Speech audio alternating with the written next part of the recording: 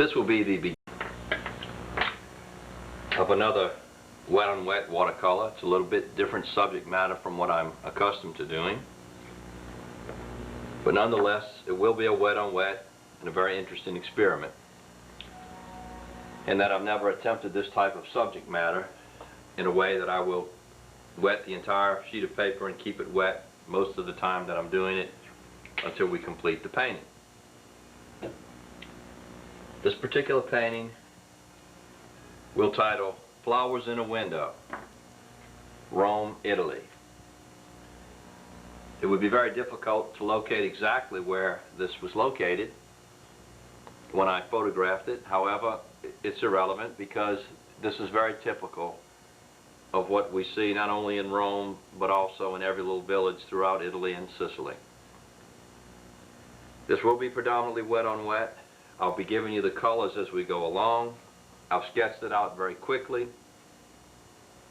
I think it's very obvious the center of interest is going to be the flowers in the window that we see here, and also some of the pink flowers that we see through the actual fern-looking foliage that we have there. Now, I have my misket already prepared, and the first thing we're going to do is we're going to open our camera up now, and this will be the scene as you see it. I'll paint it for you and in probably about an hour. Now occasionally I will take a few minutes longer than an hour, but we still call them hour demonstrations.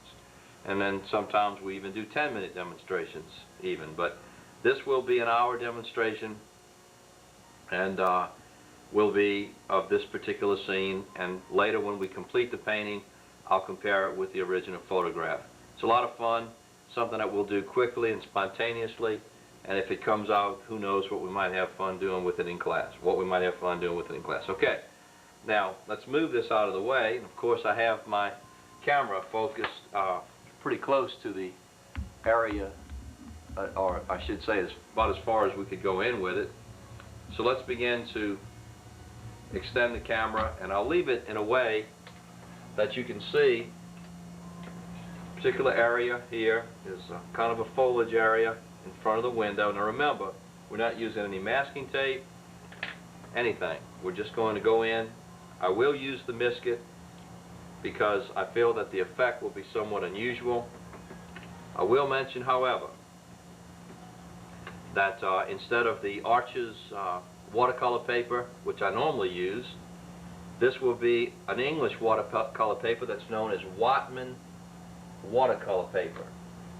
And it's a 100% rag naturally. The main thing that's different is that instead of being handmade, hand poured, I think it's machine made. It gives a kind of a linen type texture to it, and it's poured the same way that into a mold, because there are decal edges on it and whatever, but we do not have a sizing in it, and that will make it somewhat different than what we've been accustomed to.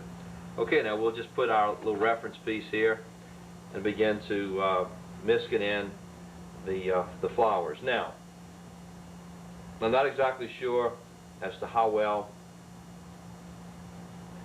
this is going to take the misket because of the sizing, not having the sizing I should say in it.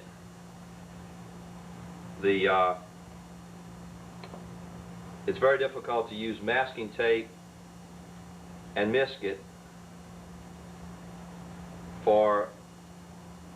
in the same way that we use it on something like the Arches watercolor paper, which has a sizing and is a little bit more conducive to the type of thing we're normally accustomed to doing.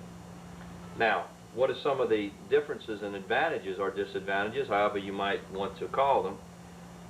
This particular watercolor paper is a pure white. The Arches, because of the gelatin sizing, does have a little bit of a yellowish tint to it, not anything that's to be concerned about, but it is not a pure white type of a paper. This particular paper is 100% cotton. There are no sizing, or there is no sizing I should say, and consequently this particular paper is 100% white. And so the colors will have a little bit more brilliance to them. It's a 200-pound paper, but none of the things that I'm mentioning to you actually are significant enough to where, you know, I think it's that much of a difference or whatever. The primary thing is not having the sizing, a little bit different texture, and I just thought it would be fun to experiment with something like this for a change. I've used it before. I like it very well. Now, not a lot of flowers actually. I think I might even put a couple of more smaller ones here just for effect. I don't like the way these line up in a row, even though it may be correct for it to be this way. I think I'm going to have one maybe here and one up here that we'll see growing just a tiny bit higher. Okay, now let's see if I can, I think that's you're pretty well able to see it. Now, the problem with a lot of what we're doing here is going to be, as you see me enlarge the screen, which I'm going to do, or enlarge use the remote control and enlarge the actual picture itself. What we're running into is the fact that because it is a vertical painting, we have a little bit of a problem. And that problem is that if we were to focus on the bottom of the paper, which is about where we are right here, and go all the way up to the top of the paper, what we're running into, let's see how far down my hand will go, we're missing about 3 or 4 inches here at the top that's not on the screen. I'll probably lower it like this, and we're just about to the top. So what I'm going to do as I wet it down and I do the other things that we'll be doing, pardon my allergies, I'm going to move the paper around.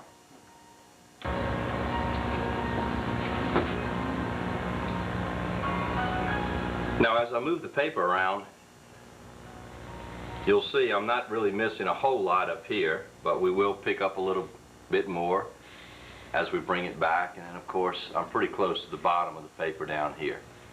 So it's not like we're missing some important areas, but what I'll do when we get ready to paint those, I'll just drop the paper down. Now, I realize this is a little bit more difficult to see on the screen as anything like this would be, but you'll have drawings and photographs to look at if we should do it further as a demonstration. Now, of course, I reserve the right, if it doesn't turn out, not only do we not do a demonstration of it in class, but I also won't even ever show it to you, because of the fact that it's a failure. But it's a lot of fun sometimes just to do this, try to get it done within an hour, and if we take 5 or 10 minutes more, that's okay. And if it comes out, it might be a lot of fun, and some of you might want to do it as a follow-up to some of the things that you're doing right now. Okay, now with that in mind, we'll let this biscuit dry just a little bit longer, and then we'll go ahead and wet the paper down and proceed.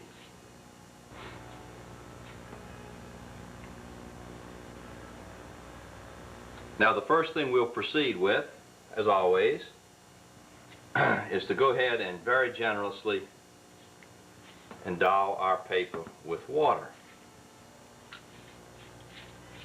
Now, my water, I should say, is going in every direction. Off on the floor again as usual. Now, this may be a little bit different situation. I haven't used this paper in quite a while. It may be a little bit different. It might be easier to wet it because we don't have a sizing in it. So we'll see about that.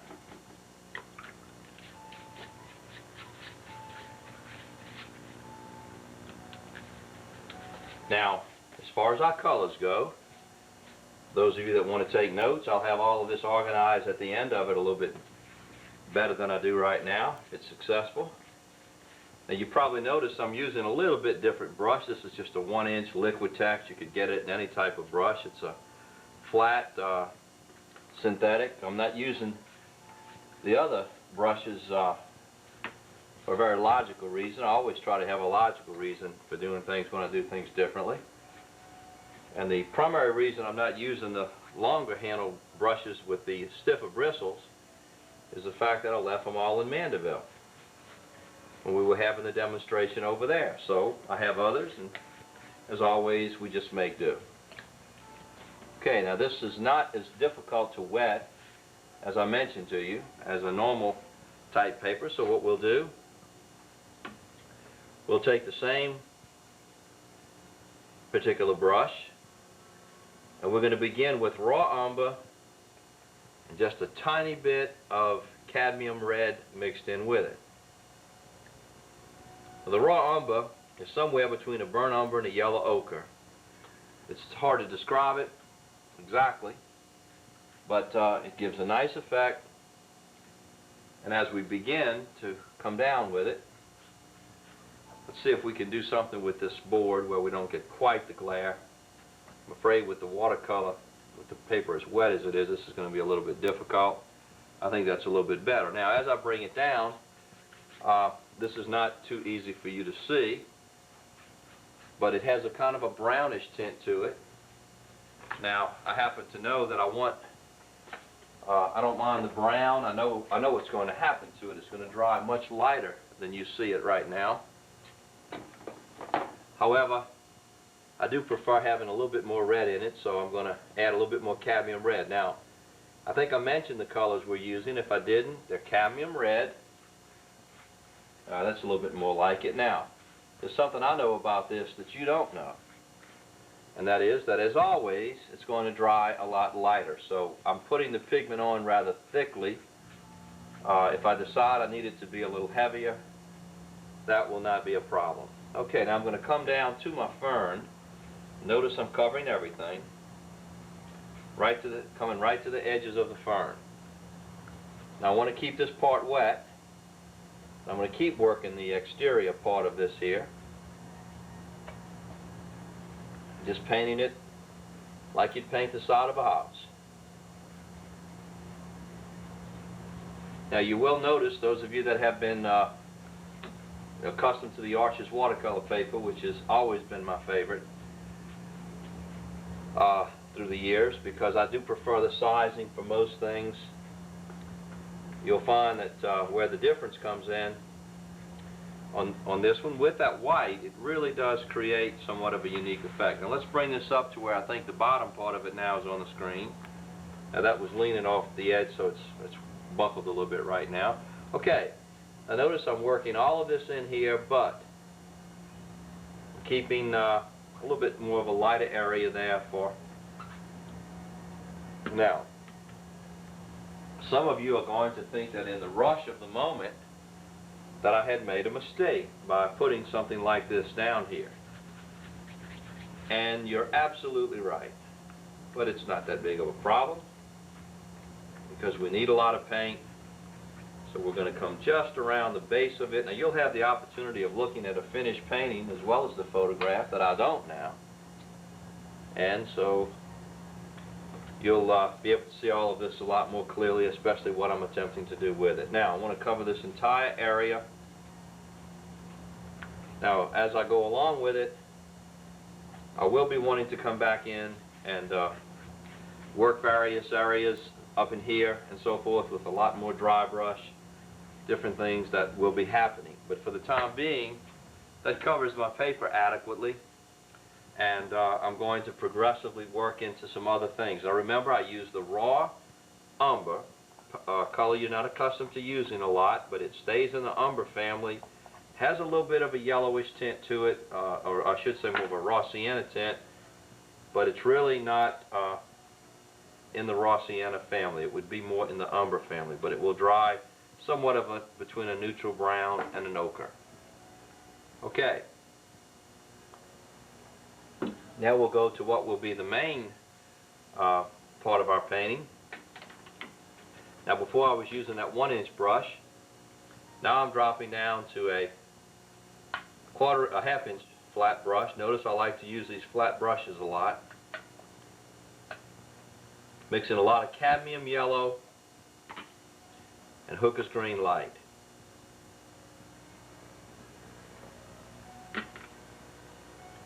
Now this may be a little bright for what I want initially. I'll try it. I think it'll be okay. Now, the only thing I might want to do is just lighten a little bit. Okay, so now because of the cadmium yellow in it, it is coming out rather opaquely, and it's going to do that. So we'll just have to deal with that later. Okay. Now let's go back to that 1-inch brush. The pigment on there was a little stronger than I actually wanted it, so let's just come in and maybe take a 1-inch brush, loosen up a little bit, and move it around. Now I'm even going to begin to develop some of the wispy looking flowing patterns that you get.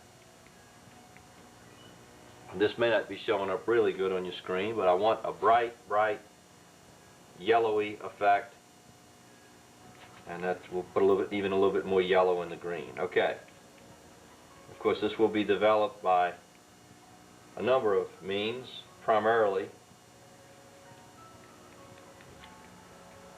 let's bring that all down like this, just putting in a general form. And the primary way I'm going to develop it will be through adding the darks and so forth. Now you'll find that this particular paper is very good about taking everything. Now this I've washed over an area I didn't really want to wash over. So let's just back it off a little bit here. And that's going to be close enough. Now, I really wanted a little bit more yellow in here than the green, so it's very simple. You can see the nice stain it leaves on it. Let's go more to the cadmium yellow now for our lighter part. Thin it out a little bit.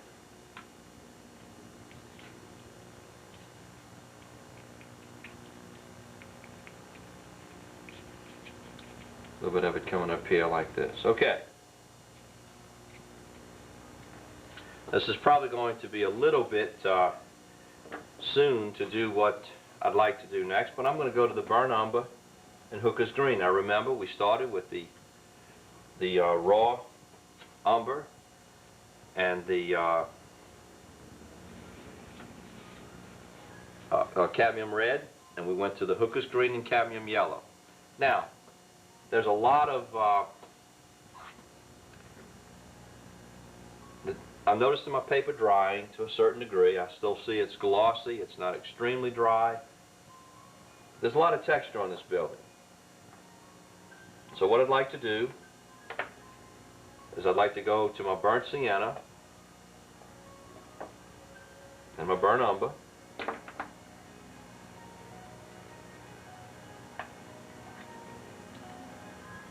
and begin putting in some of the textures that we're going to see in this painting. Let's see where this winds up on the screen. Now again, this is going to be a little bit on the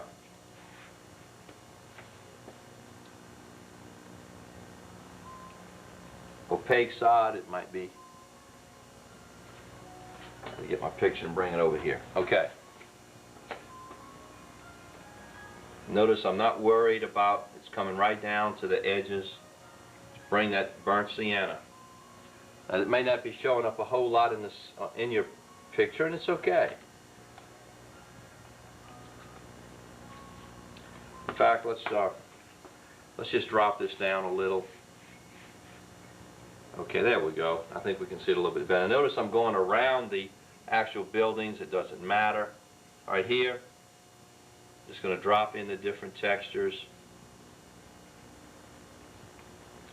Just something. Now this burnt sienna, it looks ferociously strong right now. You'll see it will dry considerably differently than what you see. Now there's a lot of areas I want to leave white, so I'll just begin to break it up into a different type of basic pattern. Now let's see if we can get the light to cooperate. Starting to dry a little bit over here on me, but that's okay. Now coming down the right side, fairly strong. Skip a little bit. Drag it down, maybe leave some light areas, come in here like this. Now, as I go up above in between the areas here, I'm just going to dry brush a little bit more. Of course, I'll do something with these areas as I go along. And then lastly, we'll just take it right onto the top of the paper and particularly dry. Now notice up here it's beginning to dry a little bit. That's no big problem. We'll just come back later and use our pigment a lot more strongly. Okay. Now, that's all right for what we want at the present. Later, we might want to bring some of this burnt sienna down a little bit more around the flowers, fill in some of these areas here. Now later, we're going to have all of this section under here considerably darker. That's going to be done when it's dry, so I'm not going to worry about it. Now some of these areas we can even come in later and do other things with it. Now, the primary thing I'd like to do is to go a little stronger now with my burnt umber, and even inside of the burnt sienna now, I'll just kind of start accenting a few areas, drop a little stronger color down so that it'll stay. And burnt sienna will get, not wanting to do this too strongly. A lot of this on the original photograph is just suggested. But I think the addition of the burnt umber will give it a little bit stronger effect occasionally, and that's what we want to do. Break up the monotony, not get too repetitious. Now, if you'll pardon me a second, I know I wasn't showing that too clearly on the screen. What I did on this, I took my burnt umber every now and then, just break it up a little bit. Do the same thing up here, take a little bit of it at the top. I'll show you this in just a second. It's not something that you're going to see as clearly here as you will in your photograph. Notice I left the two ridges at the top. Okay, and I will come across here like this, and this is something we'll bring out a little bit more definitely as we go along. Now, you see, this is pretty well all I want for the wet on wet. Now remember, in the middle of our painting, the green has been staying relatively wet. Okay, I'm not worried about this area down here because all of this is going to be done when the painting dries. So let's go back now to our hooker's green and our burnt umber. Now what we're going to do is we're going to go in with the second level of our shading. Might even want to put a little bit of cadmium in it. It can be a little strong, it might even be a little muddy. Let's put more of the green and brown. Okay, now what we've got is a situation that we want to keep very loose. Remember, we're doing a wet on wet watercolor, so we'll just come down one side of it like this, kind of break it up, extend it out a little over here, begin bringing in some of the patterns we'd like to bring into it. Okay, come back in here, trying to think of massive areas now.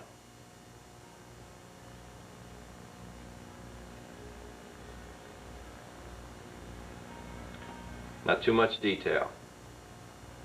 This is our second layer now, remember that. I'll add some ultramarine blue to the burnt umber in a little bit, and it'll strictly do the job. Now coming below here, we have some rather dark areas. This is beginning to dry on me, so I'm going to let this kind of do its thing.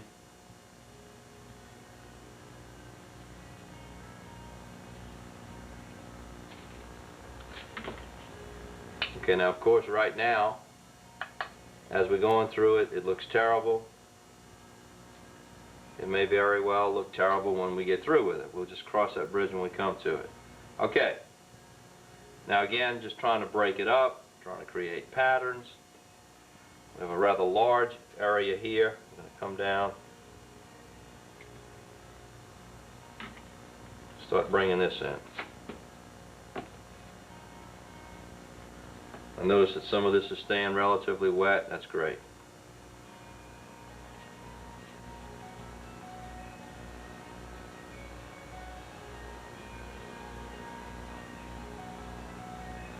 Now I know out here, as we go along this area, I'm going to want the green to be a little bit stronger as we go against this light building, so I'll just come work some of this into it now. And of course this is very loose.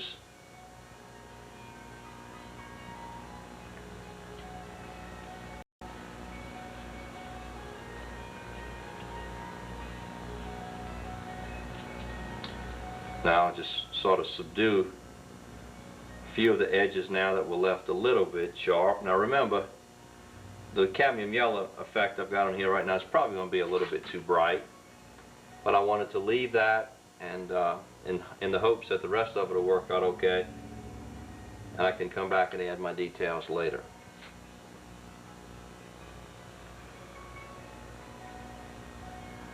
Okay, now even though this wall gets a little dark down here, we're still going to have the stronger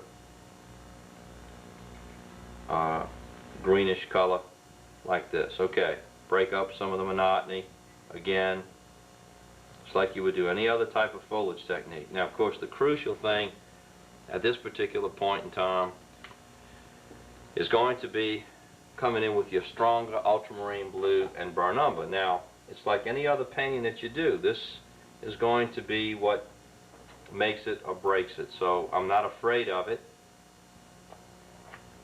I'll very generously add my ultramarine blue to it. Now the colors we've used so far: raw umber, cadmium red, cadmium yellow, cadmium green, burnt umber, hooker's green. Notice I'm progressively getting darker until our final, which will be the burnt umber and the ultramarine blue and possibly a little green added to that. So we'll get the burnt umber area revitalized. Now again, when you're doing something like this, you can't think of just the area you're working on. Since we are working on a smaller area now, let's just focus our camera a little bit closer. Okay, now I know from my photograph and from my own imagination and knowledge of this kind of thing that you've got to have strong areas of darks inside of areas like this. And take a little green and mix with it. I don't know that it'll make a lot of difference. Okay, so what I want to do now is I want to create an effect that says that this particular area is in shadow, and then we want to move it out. So this is extremely dark.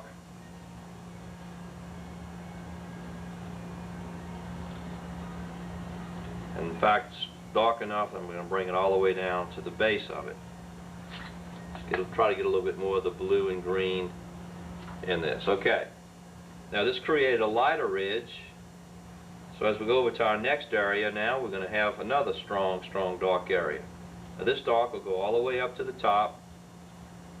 We might incorporate a couple of more stronger areas in here like this. Okay. Now it may wind up developing in such a way that it's way too strong for what we want. There's other things we can do on that later. All right, let's create some areas up in here.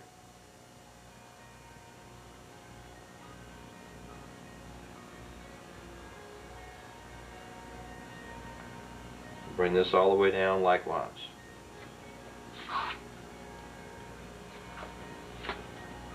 Okay, right up under here. Now I may be going a little strong with some of these darks, but there's ways we can deal with that later, so I'd rather commit myself and do it and worry about other things that I know I can do later to correct it.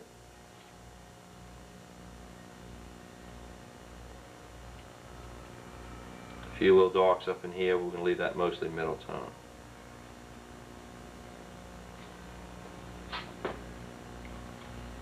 And by now you're thinking it's a mess, totally and completely. Might be. But that's enough for what we want to do on the wet on wet part of it. There's a lot of things that I will be doing, as you're going to see as I go along. The predominant thing I want to remember is that it's going to be my flowers and my foliage that are the strong point. So I've put this in. I got a lot of the wet on wet effect that I want to get. Now I'm going to blow dry this, and then I'm going to possibly work in some of the other broad areas and complete them until we have everything done but the foliage, and then I'll come back in and redo the foliage. But this blocked it out in a way that I'm satisfied with the basic movements. Some of this is a little dark, a little strong, But you got to jump in, you got to make your commitment, and then come back later and do other things which you're going to see, and I think that's what you'll learn and appreciate from this. So let's just go ahead and we'll pause, and I'll go ahead and blow dry it. Now the next thing I'd like to look at is our area up here, which will be the shutters and the background area. Now I realize I've got some of this a little bit dark. Part of it was the drying time of the paper, part of it was the type of paper I was using, and getting used to it didn't run quite as much as I thought it would, but we'll work that out as we go along. I would have liked to have had a few more middle tones, but it's very easy to come back over these darks with the middle tones, as you're going to see in a minute. Now, looking at our photograph, we're going to do the shutters and then the inside part of our building here. And this is going to be very strongly contrasted with a lot of cool colors, just like what we're going to pick up underneath here. Now, let's talk about this for a moment. The shutters are almost a pale, pale Davies gray. All due respect to the Romans, when I'm in Rome, I'm not going to do as the Romans do. I'm going to take Davies gray, but I'm going to add a little bit of ultramarine blue to it, just to give it a little bit of color. Just added way too much ultramarine blue to it. And I'm going to add a little bit of the hooker's green, keeping the color predominantly Davies gray. Let's see what we come up with. Okay, you're seeing me test it for the first time right before your eyes in living color. Now what it's giving me is a pretty gray. Has just a little bit more color to it. Now I'll bring it down, and as I reach my yellows and a greenish yellows here, I want to be sure I ad lib a little bit, particularly allow my green coloring here to look like it's overlapping into the gray. Okay, so I'll bring it up like this. Now this is moving along quite smoothly. It's about the contrast that I want. And that's what I was more concerned than anything, which was the contrast. So with that in mind, we'll move along quickly and add a little bit more of the blue and the green to it. Mix up a fresh batch, and let's just come right on down. Now, a lot of you say, well, how do you know your color might be a little bit different? And to that I always answer, so what? It adds a little bit more interest. Now, try to do this quickly enough to where the colors don't overlap. But if they do, and it leaves some edges, it doesn't really matter, as you're going to see in a moment. Because we're going to come back in, and we're going to use a much stronger shadow tone in there for the other part of it. Now, since this is a large area, I just happened to think about this, I might want to do something to create a little bit more interest. So I'm going to take just a little bit more, why don't we get a little bit of ultramarine blue and green.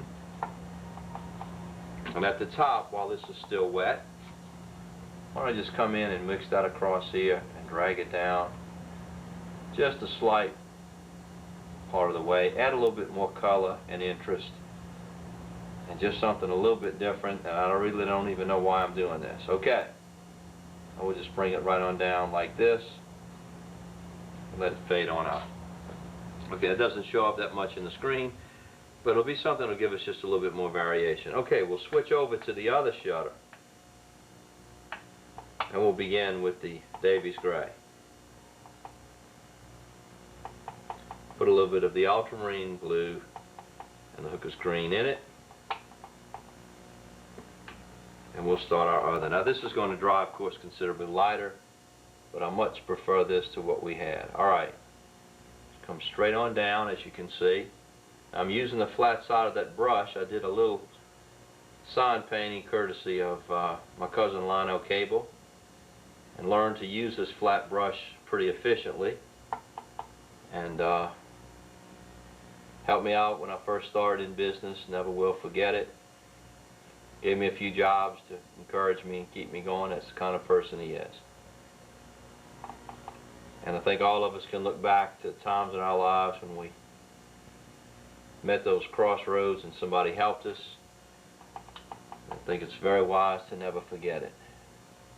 And never forget the people that stood by you. Okay. Might have a little more Davies in it, but so what at this point? It's going to dry in its own way, in its own time. So we'll just run this on down. Probably have it a little bit darker than I've got it right now. Now you won't notice a lot of difference in this paper. However, I will tell you this. It has a little bit different texture to it. It's a little smoother paper than the Arches, this Whatman. By the way, it was originally, I wish I had the sheet of paper in front of me right now that was in one of the magazines.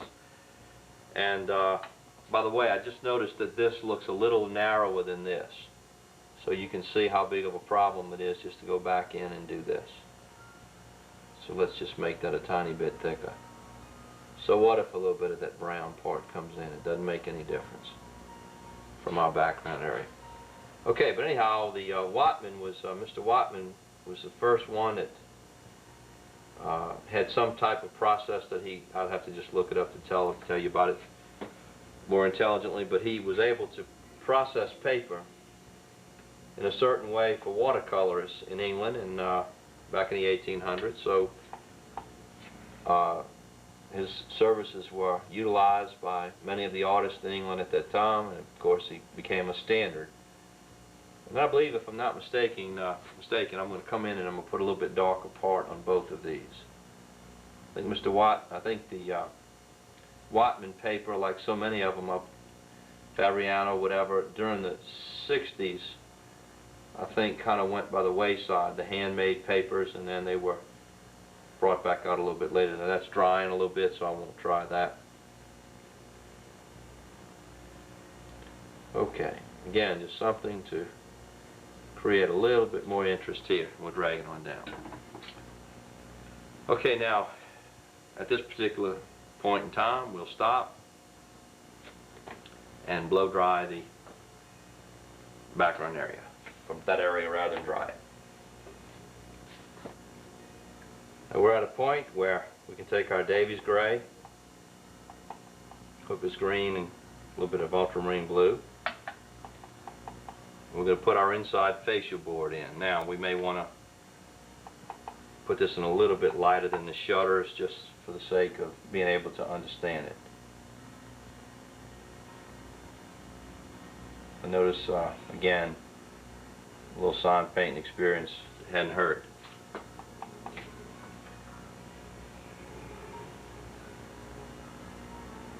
Particularly if I don't get to bragging too much. All right.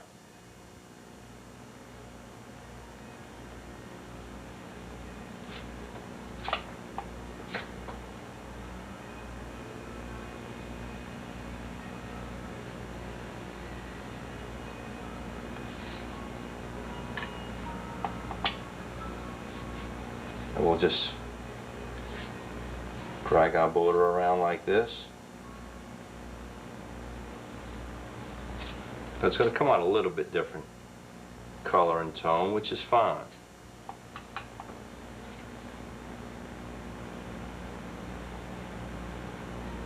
As I mentioned, I purposely wanted it to be just a tiny bit lighter.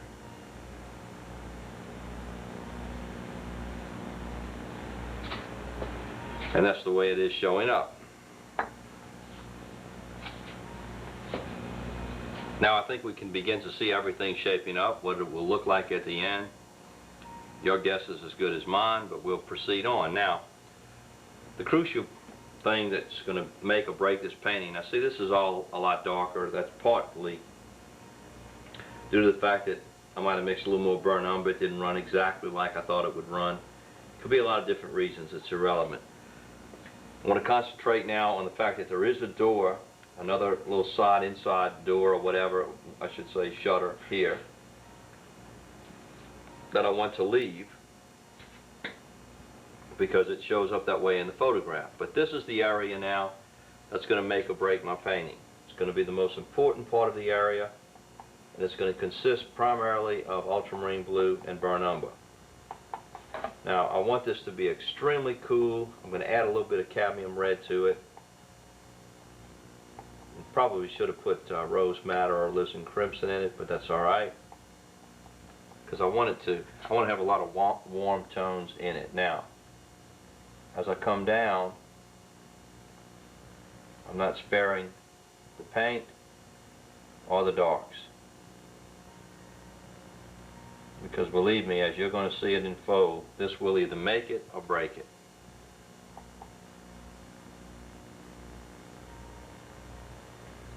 We're going to straighten out this line just a tiny bit here. Okay. Come across here. Might leave a little bit of that edge standing out there.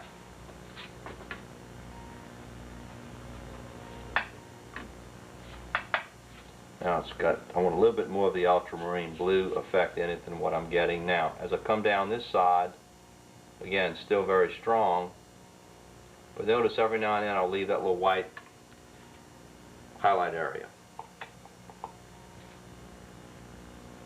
or the lighter highlight area, I should say. You may not see this too closely or too clearly on the screen, and perhaps since we're focusing on this area now, we could just zoom in a little bit closer on it, because you're going to see a lot of things that are not only typical of what I do in here, perhaps you can see in some of these sections. If not, you'll see them on your photograph. Now essentially I'm reverting back to wet on wet, except this is going to be wet on wet that will be primarily a darker area. Okay, now I know my green should go up a little higher, but I'll show you what we'll do with that in a moment. Now, I've covered my areas surrounding this fairly well. Now I want to really make sure I carried the darks all the way into the interior of the window.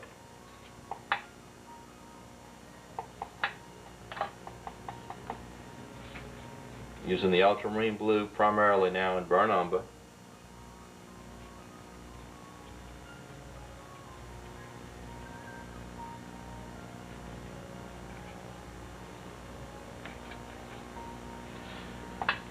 Now about this time, many times in my career, I throw in the towel, but I've learned, stay with it. You never know what something's going to look like until you conclude it. I do know one thing, this needs to be very opaque. And I'm committed. I have a mental picture of what I'm attempting to do. An interesting situation this week with someone that has it's actually a sign painting advertising company in New Orleans, and was telling me the fact that many of the people that they hire or attempt to hire out of college and whatever can operate computers. But he was telling me that computers, the problem with computers is all they can do.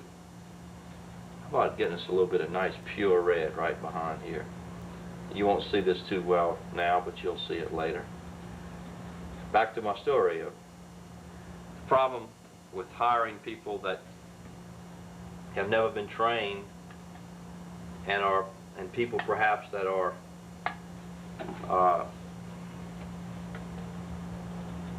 well skilled or have very good skills in computer operation, but have never learned to create. And the problem they run into is, as he mentioned, in attempting to do the things, and this is a fine line, if you've never been in the field and understand what I'm saying, it's really difficult to understand it. But basically,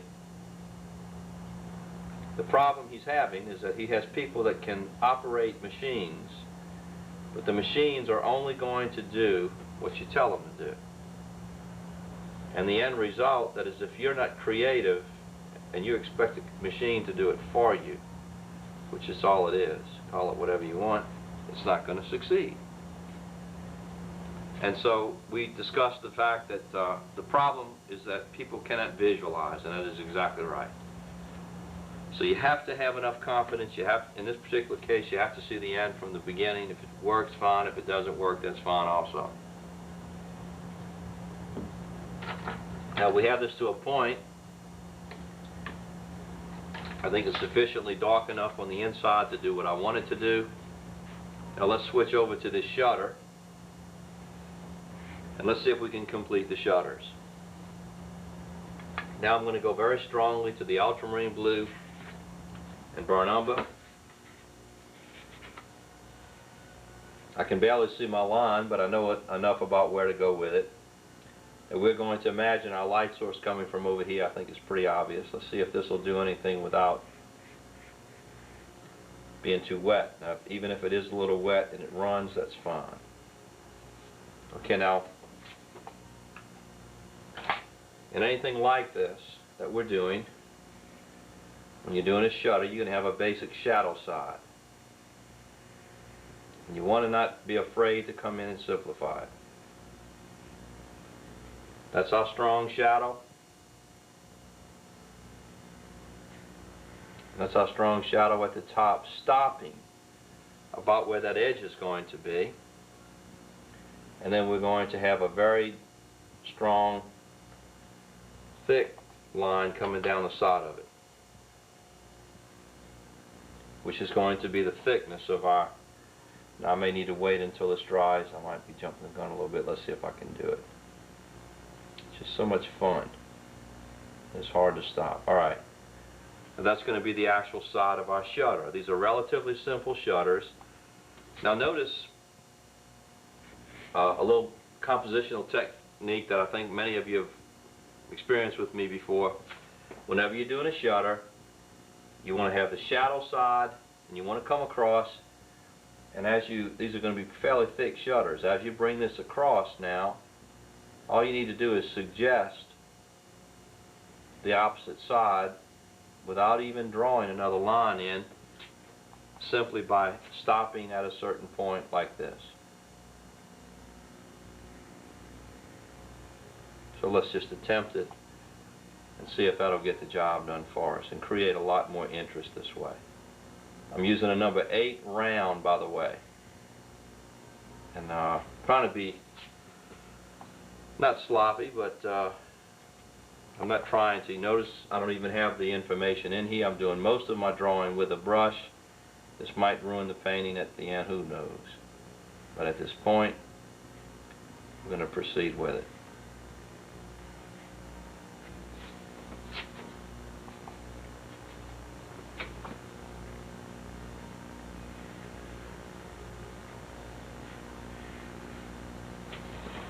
Now you notice even without, I may put a thin line over here later, but to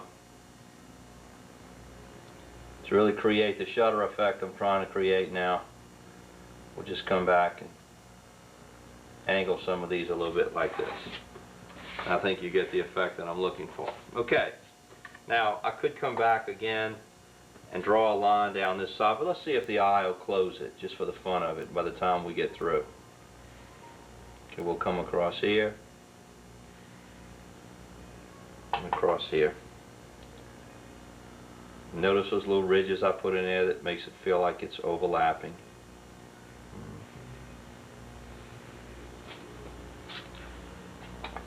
I always wonder when the fun starts for all of you, and mine's starting to begin right now. It's starting to click, starting to feel like there's maybe a 50% chance of pulling it off. Who knows?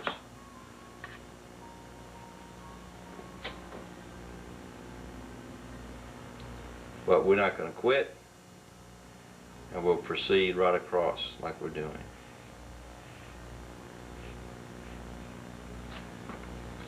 Now, I think I may need to come back a little bit later on and do something on that other side, but we'll worry about that when the time comes. Okay, now remember, this is still drying in here, so I'm just going to stop, move this over a little bit where I make sure I pick this up, and this will be a little easier for me because I don't have to worry about that. Now again, let's pick up the thickness of our shutter. Of course, many people would look at this and think, it's just not your style. I tend to be very precise.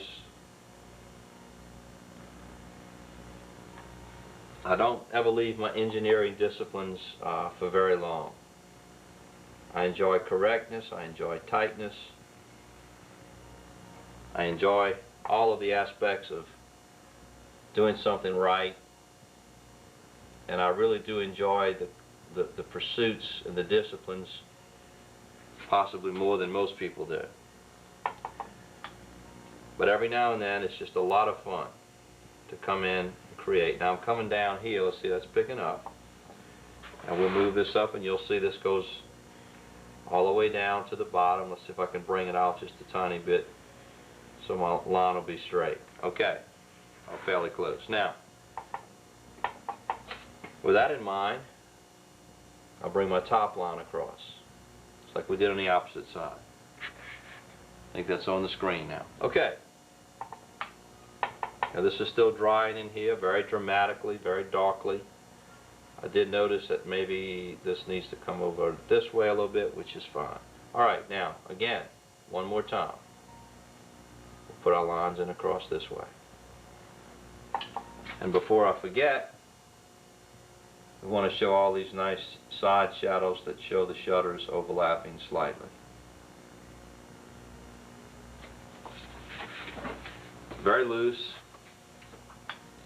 Very unlike what we normally do, but isn't it fun? It really is fun. Okay. And I don't have much more than an hour, maybe just not even quite an hour in on this thing right now. That's what I like about it. And I'll tell you what, I'll be glad. I'll take a 1 hour demonstration I do in 2 hours any day. And of course, most of you know that we're just attempting to do some new things here that can be done quickly, can be done wet on wet, and are just a lot of fun.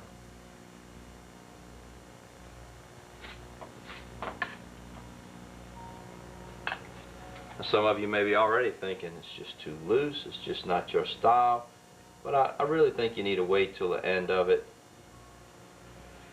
and see and remember that the biggest problem you always have in anything that you do, when you do it over a period of time, if you reach a degree of success, we all have a tendency to want to be complacent and just keep repeating the success over and over and over again. And I think it's far better to just experiment, try new things, even at the risk of it being different, sometimes not even being as successful.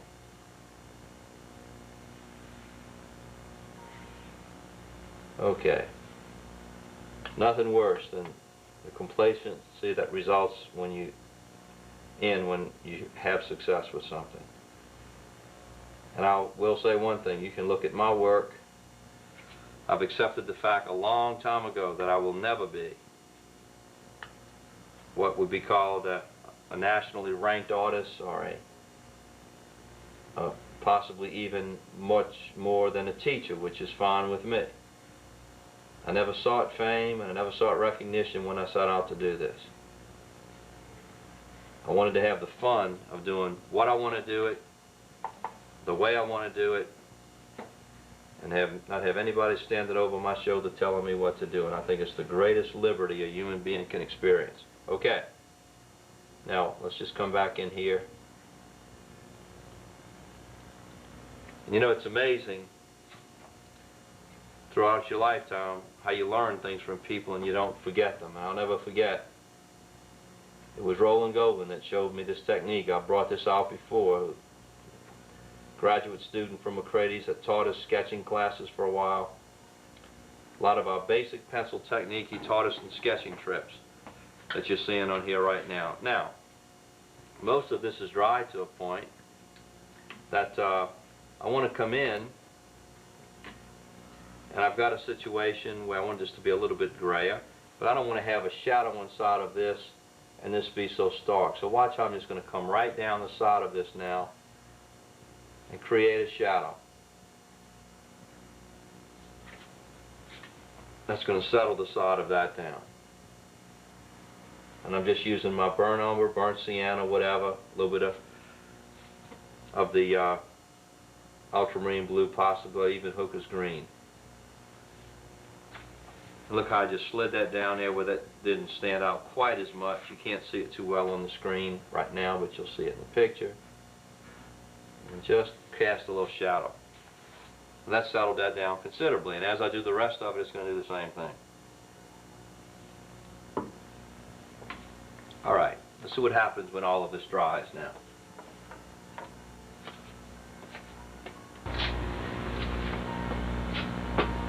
Okay, I think everything is dry to a point now where we can come in and perhaps we'll take a little ultramarine blue and burn umber. And I think this is dry enough to put my hand on it. Now this is actually a facial board on the inside of this. Doesn't have to be quite as strong or dark as the shutters, but I do want to show that there is a thickness that we see here. It begins there and it continues across the top.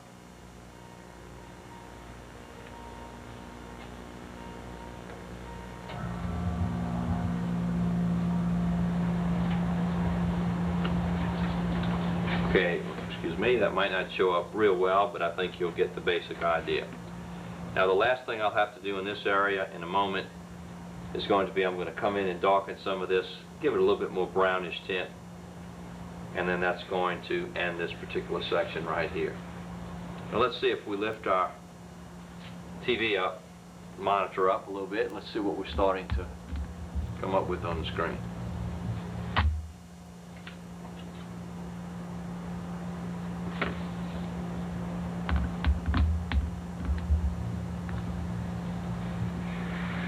Okay, for whatever it's worth,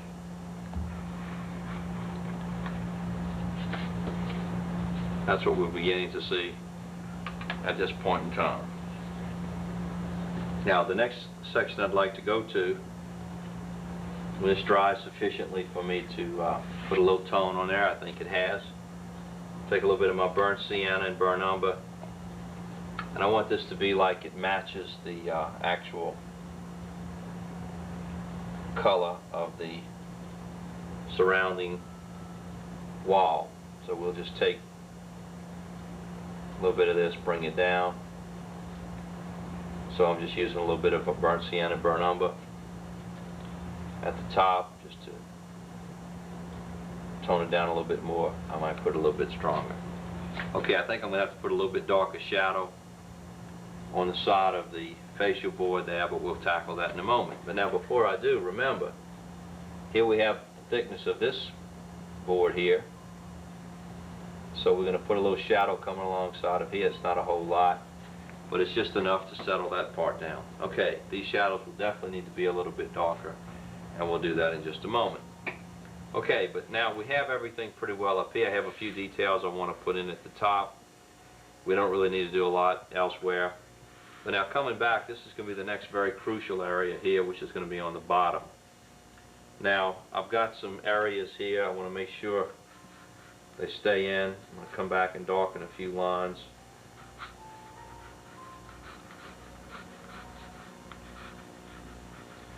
I hope Michelangelo didn't create this, because I'm not taking near the time and energy, or putting the time and energy in it that they did. Okay, this is just sketching this in basically so we don't lose the lines.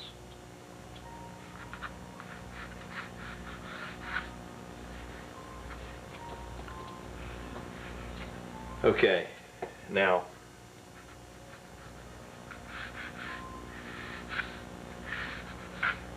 pretty well know what I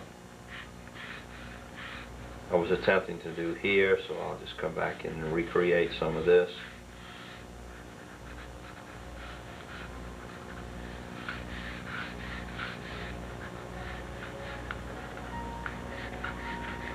Now you always need to make sure now up here I'm going to make this so dark it's not going to make any difference. Now there's one thing I think is very critical at this time, and I want to come back and I want to make sure I understand where just the inside part of this is. Now I'm going to do other things on the outside part of it. That's my inner line here, and it's the inside line here.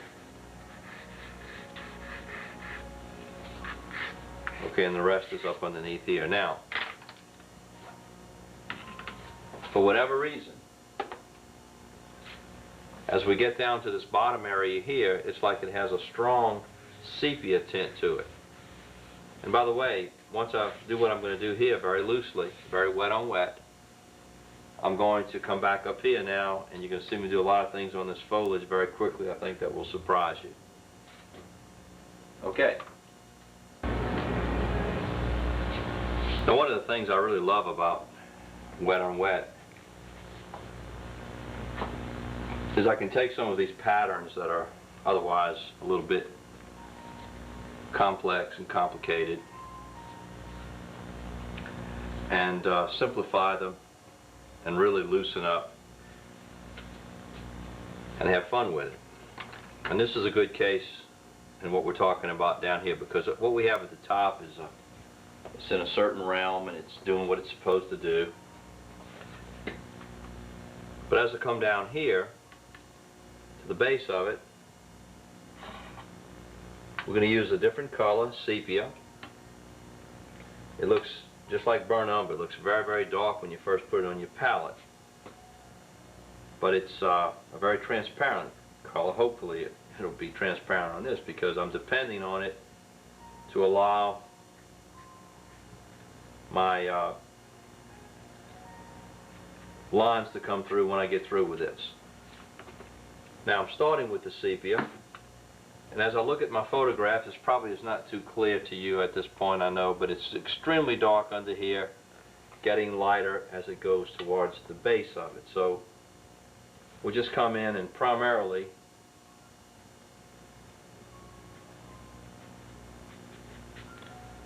cover our paper with some of these lighter areas.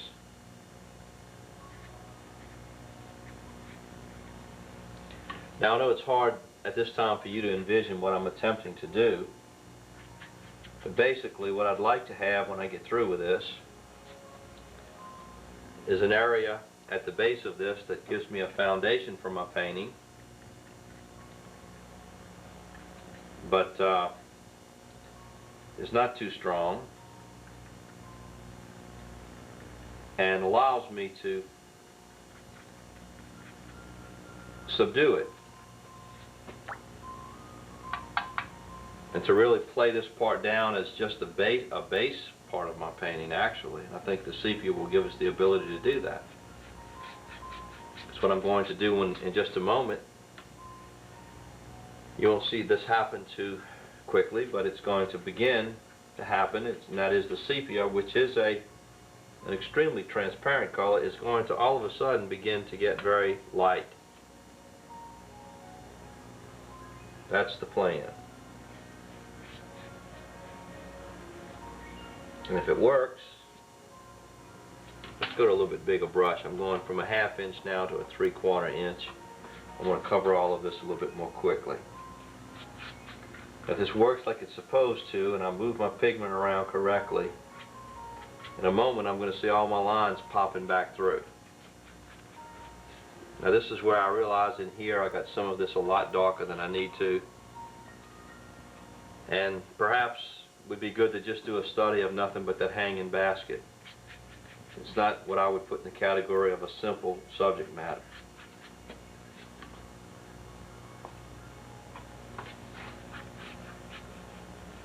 Okay, now continuing with this, and you can see areas up here where it's starting to dry, and whatever, it's drying very, very lightly. Really all I care about is that my pencil lines show through.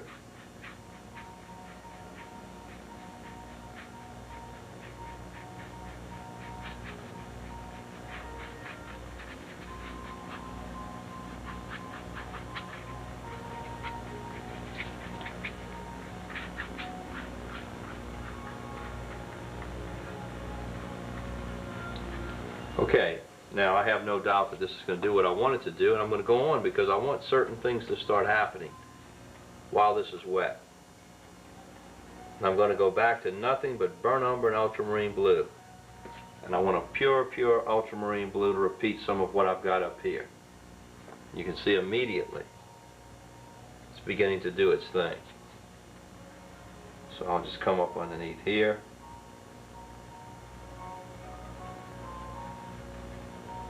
Going to start subduing everything.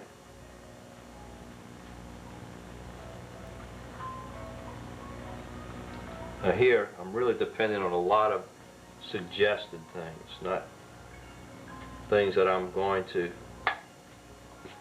labor a lot.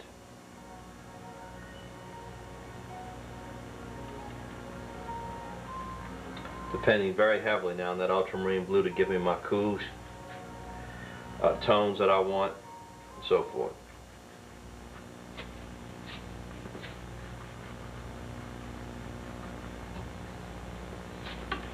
Now again, it begins to subdue. Of course, a lot of this on the screen I realize is not showing up quite as clearly as it's going to show up in the final painting.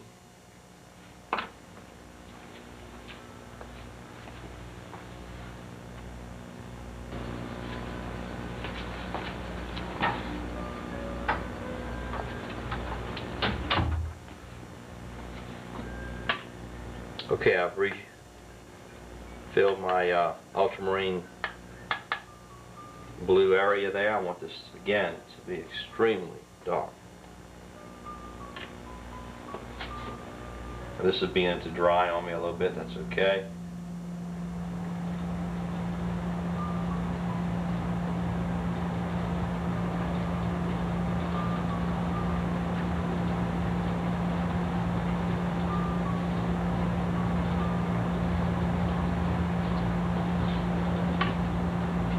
Now see, while it's too wet, you'll add a lot of areas like I did over here, and they don't really mean anything.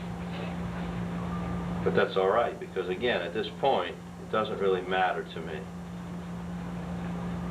I just want the spontaneity of it. I want the strong darks in there. I want it to do what I want it to do, and that's it. So whatever happens that's not desirable, I'll deal with it.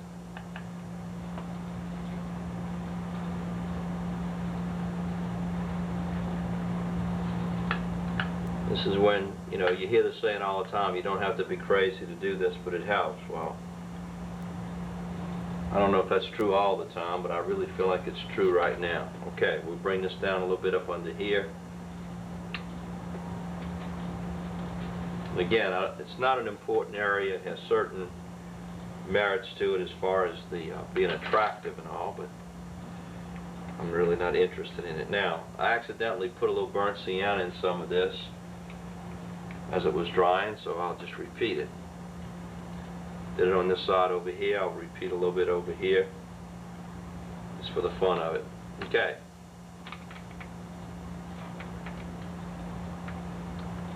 Now, it's at a point that I've about gotten all the, I guess I could look at it two ways. I've either done all the damage I could do, I've put all the stuff in it I want to put in it. So let's just let this dry for a moment, and I'll put in the final details at the bottom.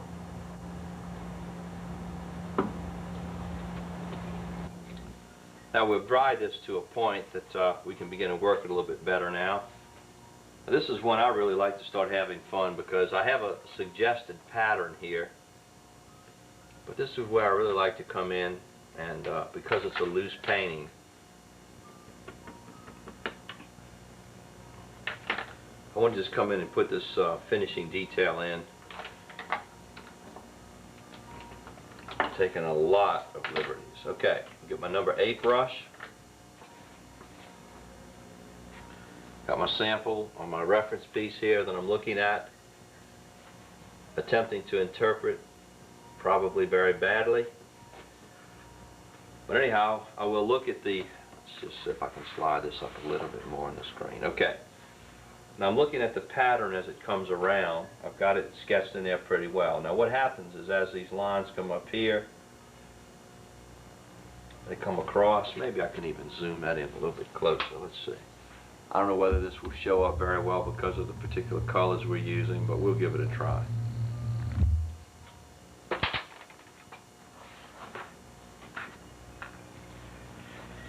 Because this to me is where the real fun begins. Okay, here's I'm going to put all my little areas in here with the raised sections as best I can see them, you know, and if it doesn't exactly work out, because remember, none of these things are on here very perfectly. Now I'm going to go around to a point where I'm going to begin to lose some of this, and that's fine, because I want it to get lost as it goes into some of this shadow area purposely. Okay, that completes the first portion of that. Now what happens is you have that, and then to the right side of it you'll have a little shadow coming down to this section up to a point. It gets thinner here, you see two lines, and then over here you begin picking your shadow up on the opposite side. So we'll just suggest a little bit of that.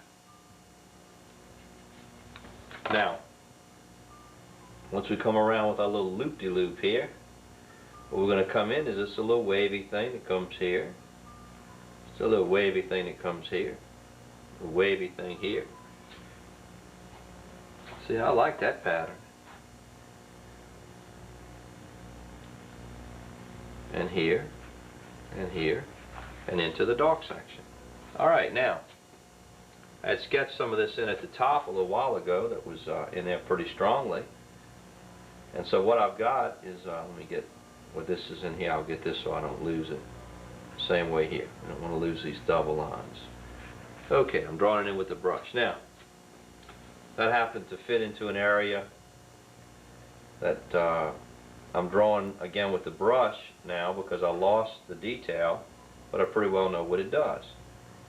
It comes up like this and goes around, allows for this, comes up and goes around, allows for this, like this, you see. Now, but what it does is it comes down and gives you another strong dark like this. You see? Or maybe you don't. I think you can see it fairly clearly on your... Now, what we have is over every one of these sections, it comes down like that and just more or less goes over them. You see, so all this becomes, this comes up like this. We have our next area, begins to do this, you see? And it's creating some kind of a pattern like this. Bring it around like this, and see again up in here I'm going to begin to lose it. We'll do a little bit more over here. Get over here, I'll begin to lose it. Same thing. Okay, now what really happens, and I know it's happening, is that at the base of each of these, okay, what we have is patterns now that are relatively dark and they move up slightly. Now again, a lot of this is going to kind of get in the lost and found department. That's fine. I'm not doing a medallion at the base of this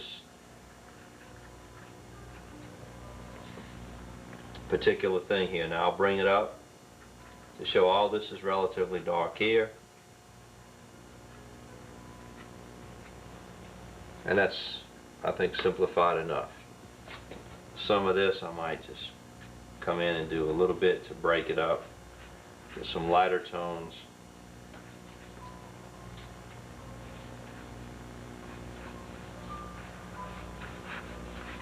Okay. Happening down here, it's going to be covered by my mat probably, but I'll just do a little bit something else like that. Now, for the sake of softening some of these edges a little bit, I'm going to bring this down. A little bit of my umber and blue. And very loosely do what you see right there.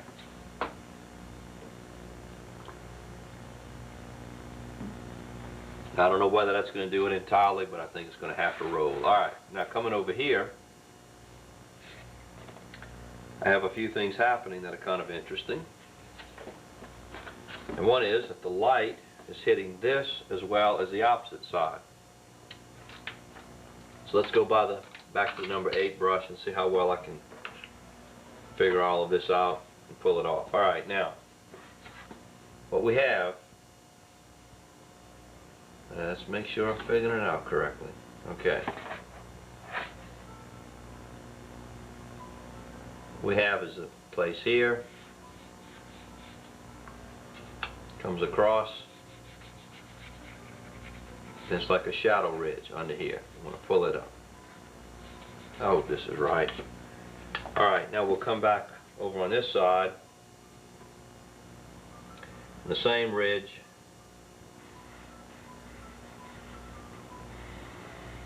It's going to come over here.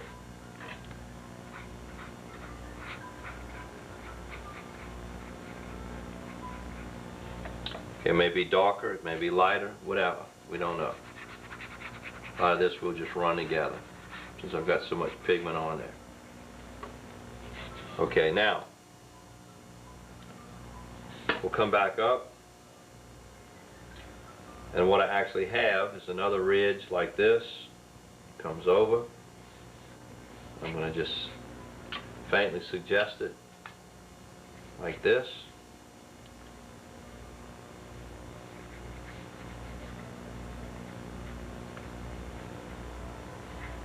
And a little ridge at the top of it.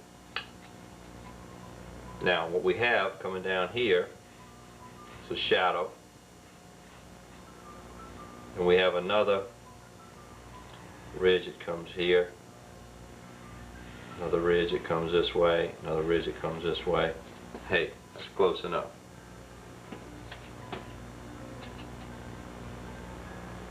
And maybe under here we'll have a certain amount to kind of hide the foliage. And down at the base of it, we'll do the same thing. Again, some of this is relatively bright, and that's throwing me off a little bit, but I'm going to do it pretty much the way I interpret it. Now, I'll come in and just darken some of this a little bit, because I feel it needs it. Likewise, maybe a little bit under here. I don't think any Roman would argue with that too much, so we're just going to not worry about it and just go right on over to the other side. Now I'm going to have to lift the camera up a little bit.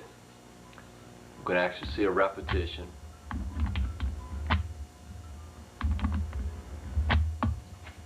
I'm really pleased so far to a degree, but maybe think I've lost my mind trying this, but anyhow, we'll just keep on proceeding. Now the unusual thing about it is the opposite side, the arch and everything will do the same thing. So we'll come back over here. Now the first thing we've got is the major ridge, I'll call it. Got our ultramarine blue burn umber.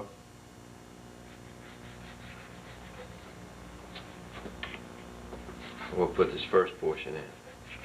Now what I love about this, it's very suggested on the photograph, and I love to think about suggesting it the same way on here. Alright, now we'll come around here. Now again, hold your opinions till it's all over. Okay, now we have that particular ridge there. And we'll come up, do the same thing here. Because remember, I don't really know what's happening. Okay? But I'm going to say at one time, neither do you, nor anyone else. So I'm not going to worry about it. I know these come around here, and I've got one in the middle. That's what we're going to do.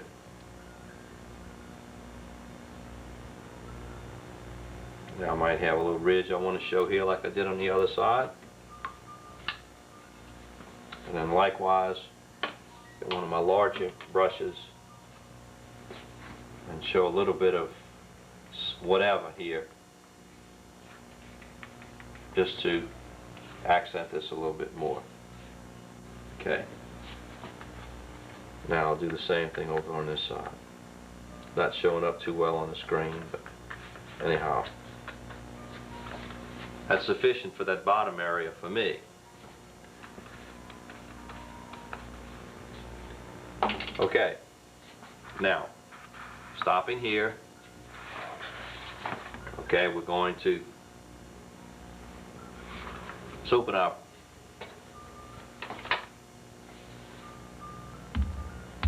camera up again, see what we're coming up with.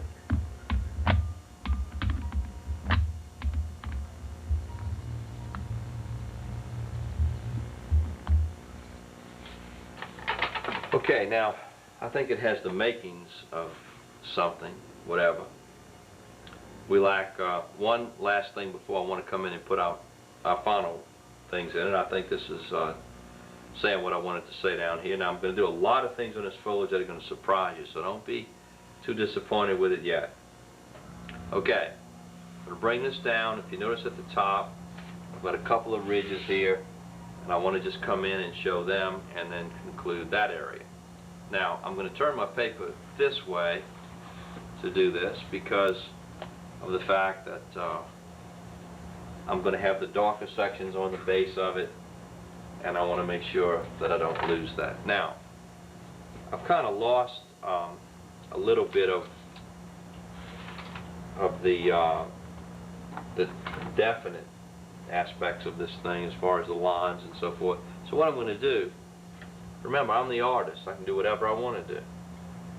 So I'm going to take something with a little bit of a bluish tint, probably my ultramarine blue and burn umber to get a gray. And we use a lot of ultramarine blue. Now, I'm going to come across here. I don't really know what this is going to do. Now, that's a little darker than I want. So I had a lot of water. And I'm going to come across, and I'm going to make these some of these whatever ridges.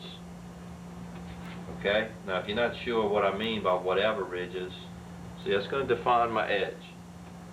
A whatever ridge just simply means that it's whatever you want it to be. You see? Now, that's defined enough. It's going to dry, and maybe I ought to go back in that with a little bit of burnt sienna. It's a little bit on the blue side, but, you know, again, it's the way it goes. Okay. Now, again, going back to the wet on wet part that's so much fun, the key to this part is going to be the fact that it's just a ridge. And I don't have to make it any more important than what I want it to be. So I'll take my burnt umber and my ultramarine blue, and while it's still wet, I'm really going to charge my brush. And I'm going to indicate a strong, strong dark. Now what am I doing? I've got a flat plane. I'm going to come across here now, and I'm going to exaggerate it, or put a counter movement in. It's really what I'm doing, with something that is meaningless. So I'm free to do whatever I want to do. So I know I've got my little ridge in here, and then inside of this, while it's still wet, I've got something else that I can't discern, and neither can you. So I'm just going to come across like that. You see, and then in a moment, I'll put a little bit of a cast shadow under it when it dries, and that's going to take care of it. So, hey, I like that. It's almost picking up my sepia color. That's what I should have probably used. But anyhow, it doesn't matter. I wanted a little blue in it to gray it down, so I'm going to repeat the same thing. Now, as you saw in my photograph, they are actually in the photograph. And there were some type of structural things that they did, maybe decorative, who knows. It's irrelevant. Now, I wish I hadn't lost that little bit of dry brush. But anyhow, I've done the same thing again. We'll go to the plain ultramarine blue and burnt umber now with very little water in it while it's still wet, and we'll just do the same thing. Now, not only does it create the line under it that we're looking for, but while I'm doing that, I might just say that I don't intend to do a lot more on this, but you just get an instinct as you go along with these things that at times you might need to just strengthen a few things. So you'll see me just rocking along here seemingly indiscriminately, but I'm going to be doing different things that I feel like it needs. Okay, here's a little definition up underneath that ledge there that I feel was lacking. I'll come back along here. I want this dark to be a lot stronger on the inside of that area. Okay, likewise up here, I may want to just indicate a little bit more definition. And I'm going to do it simply by drawing different lines and things that make it look maybe perhaps a little bit more antique. So it's just whatever. Okay, now before I forget my wet on wet area, actually that part was dry and it was relatively wet. I wanted to let it dry just a little. Now I'm going to come back in with my ultramarine blue and burnt umber. I'm really going to drag this across here. Now let's see what we can come and do down here. Oops! What happened? I wanted a crack in the wall. This is fun. I'll drag this across like this. Now, once I complete that, I'm going to take the same ultramarine blue and burnt umber, a lot of water. See, and I'm just trying to break it up a little bit. I'm going to show it like we got a little bit of a shadow coming up underneath this ridge. Now what am I doing? I've got a flat, monotonous wall. And I'm really trying to just do something that's going to simplify it, break it up a little bit more. So we'll just put that little light wash right up against there. I think that does its thing. And then we're going to put our light wash right up against here. See, it's not even going to affect what's on there already, even though it's still wet. So we'll just come across and do this. Okay, that finishes the top part, it finishes this part, it finishes the bottom part.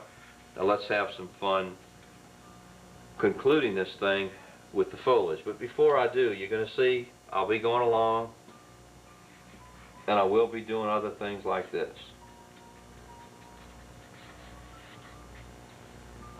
That wall is just too pretty. Now, along with it, I think sometimes you'll have something like that and you might need to do a little bit of this. You see, so I'll come in and just dry brush some of this texture on here. If I decide I'm getting a little bit too finicky with it, I'll just get my 1/2-inch brush and just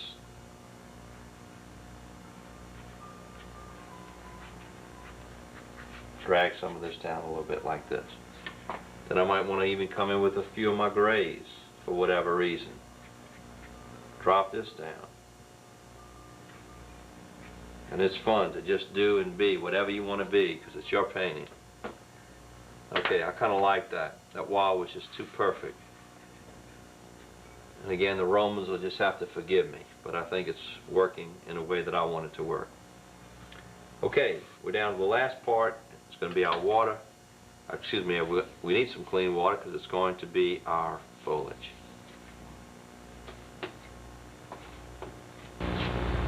Now we're going to go to the last part of our painting, which will be the foliage. And I want to clarify a lot of this. Now, as I mentioned, I created some problems a little while ago by having this turn out a little bit more opaque than I wanted to, but in a way I did, in a way I didn't, because if any of you are here from the days can remember what the problem was the part of the solution, then you know that I'm going to come in a moment and I'm going to figure out the things that I need to figure out to correct this. The problem with foliage is it's massive, it's detailed and yet it's not. And so I feel like you have to capture an overall pattern, which I've captured. I'm not saying I'm going to pull this off, but I'm going to come in and do some things very quickly now that are either going to bring it together or not bring it together. Now, this particular greenery has got a lot of yellow green, and I don't want to put a lot of detail in it, but I want to come back up maybe and pick up more of the greenish yellow effect than I have now in a way. But in some ways I feel like I have too much yellow, in some other areas I feel like I have too much green. So what I'm going to do, I'm going to get a neutral color, and I'm going to mix it with gouache, which is white. And it's the white that we use because it's very opaque. And I'm going to attempt to manipulate the light areas, the dark areas, whatever, that will give this a little bit more brilliance and make this into the interesting center of interest type effect that we want it to be. And whatever it happens or doesn't happen. We'll just have to cross that bridge when we come to it. Now, with that in mind, let's go to the yellow and the green. Now I'm going at this pretty strongly, and first thing I want to do, there is an area here. I want to put a little bit more of the yellow and a lot of the white to lighten it. Okay, there's an area here, looking at my photograph, where I have a definite, now got to get a lot more white.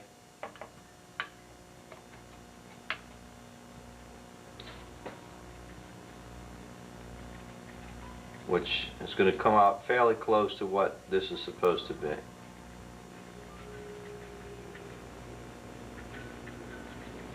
Okay, now, as I come down, I want you to notice, let's see if I can get that in a little bit closer, because this really will be a big help to you in your foliage areas. See if we get the remote control working a little bit better here. Okay. Now a problem again is I've lost a lot of my effect because of the darker sections, but not totally, see, because you need the darker sections to bring out the light, and that's what we're going to try to do right now. Alright, now I'm going to come on down. Some of this may be coming a little bit too blasé, in other words, the color's a little bit neutral. And in that case, see, I can come in with a little bit more of the greenish tint and overlap it into this darker area. And then I can even come in, if I'd like, and take my brush and subdue it and just let it fade into it, you see, which is probably more of the effect that I would really want to have on it. Okay, now what this is doing up here is we have a lot of somewhat subdued foliage. You're not going to see too clearly, but it's breaking this monotony up. We'll come up here and add this, and you're going to see this a little bit better on the finished picture. Now I like that well enough to where I'm going to do this along the edges. Okay, now that color that I just put on there has a little bit more green in it, which I like. So I'm going to come into some of what I've already done. It's a little bit too much white. So you can always come back once you've done it and tone it down. Now, that's kind of coming into the general realm of what I'd like it to be. Now, as I come down here, I'm running into an area again. It's a little bit more on the yellow than when it should be green. Now watch how I'll come and do this, but I'll very carefully now start overlapping areas into these dark sections. You see, so now I'm going to begin to utilize them for my particular purposes. Now, coming down here, okay, I'm beginning to notice that I left, in some cases, a little bit too much light. I should have had a much stronger dark movement coming down here. So, this is where the fun starts now.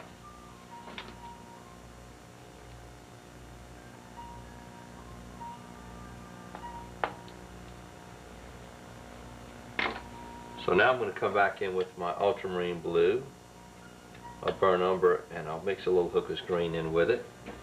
Now, I know this entire area here should have been a lot darker, but now notice as I come back up, not only am I going to include the darks that I want to have in it, let's move this over just a tiny bit, but now that this is beginning to look a little bit monotonous, I'm also going to let some of these darks go back over into these lighter middle tone areas and light areas, you see, and you're going to begin to see very loosely and very broadly, but you're going to begin to see a little bit more of a definite foliage pattern. So we'll just bring it on down like this. And when I look, as I look more and more at the reference material, this is serious dark. So I'll just bring this right on down to the bottom area. Okay, I've got a little light area here that comes down quite a bit, but it's got quite a bit of dark inside of it. So likewise, in fact, we'll come in and we'll break this up a little bit. Maybe have some middle tones in here. We'll get some of this nice middle tone green and lose a little bit of this busy activity with the darks and the lights. And then we'll just kind of bring it on down and add lib and ad lib and ad lib. Okay, now I feel like I need to go back to more of that original color, but I'm going to put a little bit more white than I wanted. So I'll put a little bit more of the yellow and green, but maybe more of the yellow. Okay, and again, a lot of this is wet, you see. Well, you don't see a lot happening here, but we do have some foliage. Now, as I go down into that extremely dark area, I want more green to be suggested. So we'll have some of this foliage now that's going to amble right on down and get lost. And then we have a little bit more of it over here.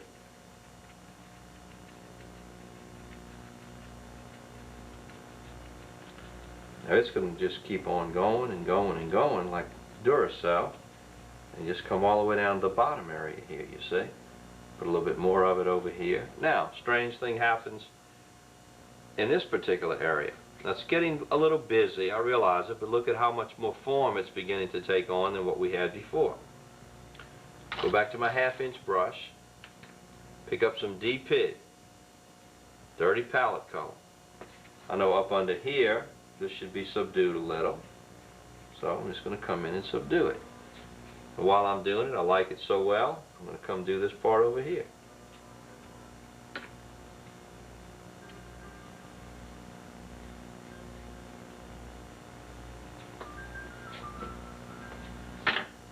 Okay.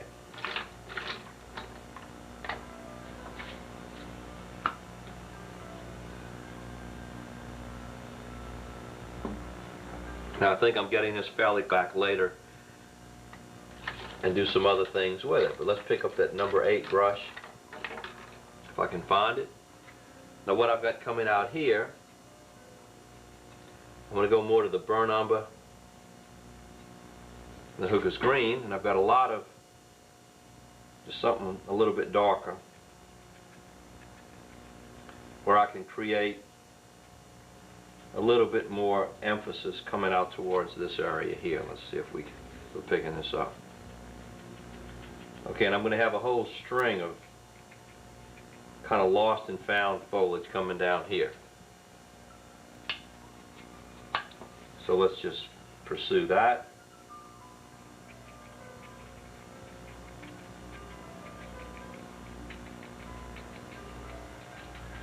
And likewise, maybe even lose a little bit of the definition here.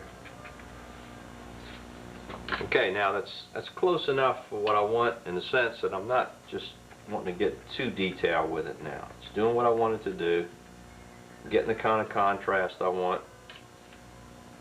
If I get some areas that look like they're just getting a little too opaque, I'll come back and I'll just dab a few lights in there like that to break that up.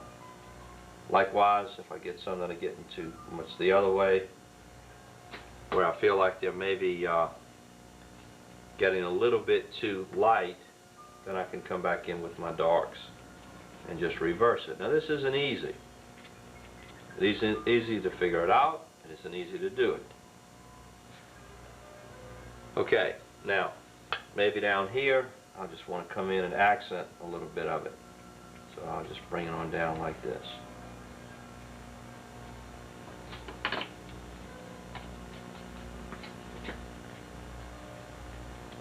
Break this up a little bit here, a little bit up here. You know, I'm really playing now. Don't want to get too busy though. Okay, now I've got a lot of areas under here I feel I just need to come in with some lost and found greens to break this up. But as I notice, I left this area here extremely light. I just need to come in now with some darks. Probably I'll start with the ultramarine blue burnt umber and the green. I just need to lose it. Too busy. And that's going to happen in a lot of these cases, okay? So I'm going to come across here, and a lot of this I'm just going to lose. Okay, now coming across the top of it, let's let that dry a little bit, and I'll come back and do what I need to do on that in a little bit.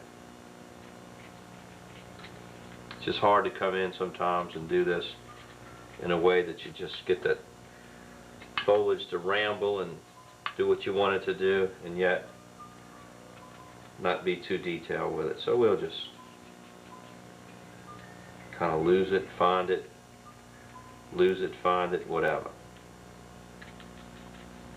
And act like you know what you're doing.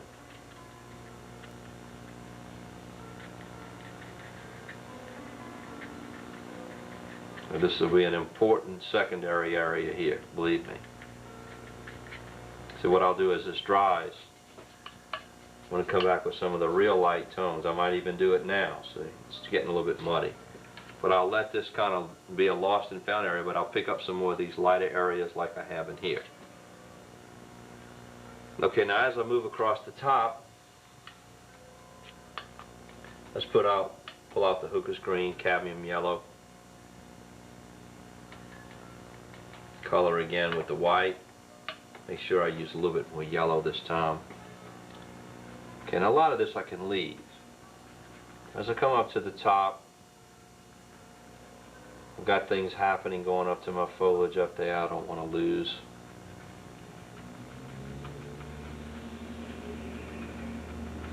And we want to kind of connect all of this together in a way that looks real.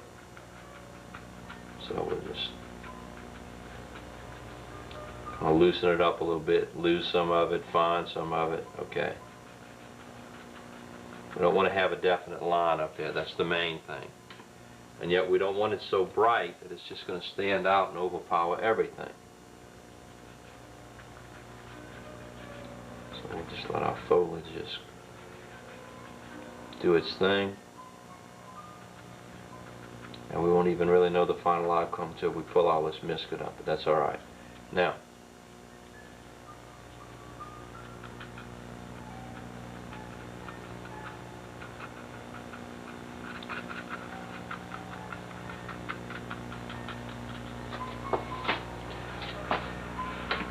but I think so far it's doing its thing, and I'll continue along with this vein here. Now down up in here, I know it's dried enough to the point that I just want a little bit more of a highlight.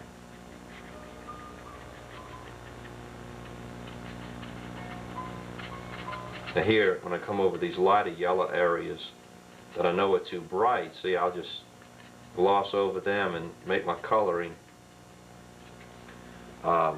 somewhat more transparent. Now, when I get up here, I covered up that area just now that was bothering me, but in the process, I know I've created something that's a little bit too much of a long movement, so I'll just break that up a little bit. I think that's working. Now let's come back up into here, up into this area here, I should say, and just continue to just work it in. Now I'm working this pretty transparently. If I've got a light enough color in there, I'm not overworking it, I'll leave it.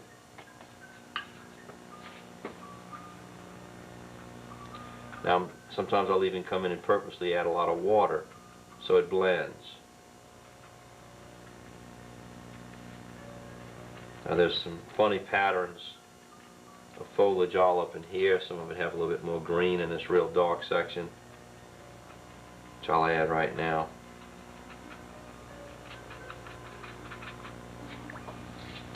But primarily now I've got a working pattern, and I'm trying to just incorporate all of it together. Now I didn't mean it for that to be that bright, but you know, we'll just pick up a little bit of it. More and more now I can see where I'm eliminating that really, really bright yellow, but then again there's places I'm leaving it. Okay.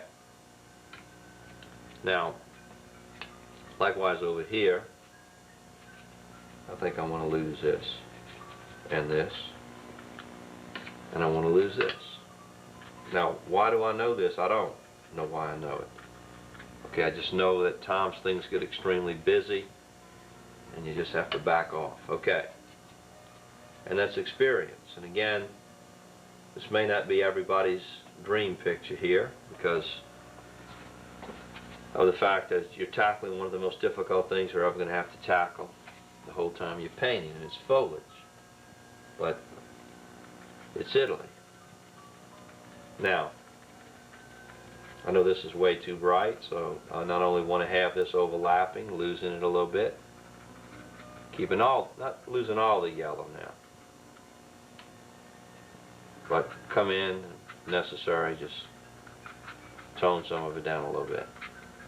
Believe it or not, I still am leaving a lot of the area showing through.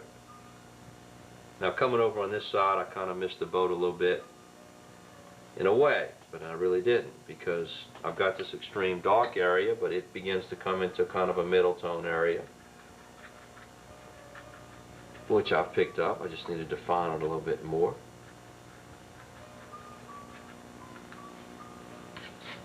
And there's sections down here where my foliage begins to drop that I need to darken considerably. And so I'll come in, get a little bit darker green.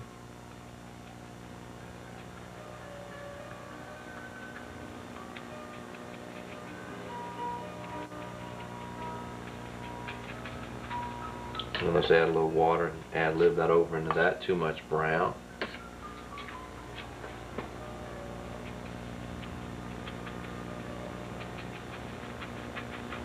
So I'll just add some ad-lib color.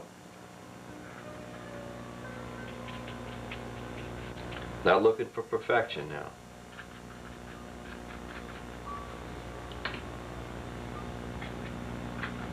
Some of this now, I might not do a lot to it. I'm trying to keep from being so busy. Might just tone it down and leave it. And this is bothering me down here because something else ought to be happening. I'm getting a little bit muddy. So when that happens, it's either time to lighten or darken it. So I'll pull a few light areas into it. Same way down here. Get a little bit more green in that. But it's not quite that bright.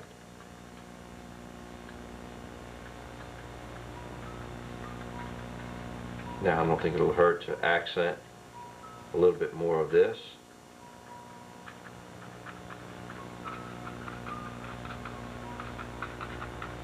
And I think we're getting very close to what I'd like this to be.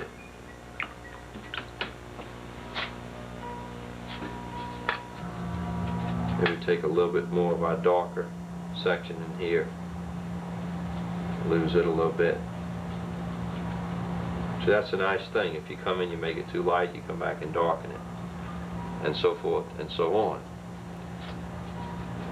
Now let's make a little ridge in here that's slightly darker. And I feel like maybe coming around that section over there, we need to perhaps have some darker. Not extremely dark, but let's get a little bit more green. Dark enough to where it's recognizable.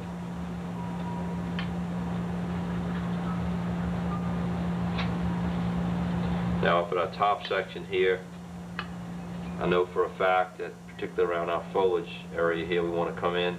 I can tell that this is just a little bit too monotonous. I really apologize. I've been losing a lot of this on the screen. I'm missing the detail.